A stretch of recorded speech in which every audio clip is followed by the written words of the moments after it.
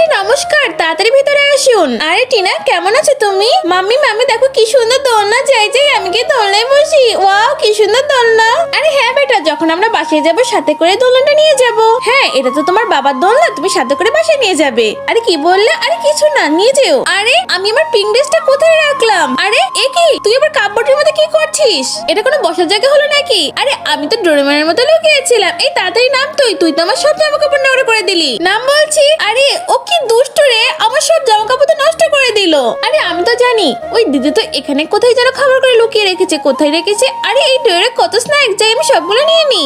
এই তাড়াতাড়ি আমার খাবারগুলো ওখানে রেখে দে, নয়তো তোকে একটা চড় মারবো। কি তুমি কি বললে? আরে রে আন্টি, আমি তো এটা বলছিলাম। হ্যাঁ হ্যাঁ নিয়ে নাও, এই সব খাবার তো তোমারই, তোমার যা ইচ্ছা করো নিয়ে নাও নিয়ে নাও। আরে যাই আমি সব নিয়ে নি। ও আচ্ছা, সব নেওয়া হয়ে গেছে, এবার আমি চলে যাই। আরে আমার সব খাবার তো নিয়ে গেল, এখন আমি কি খাবো, কি করব?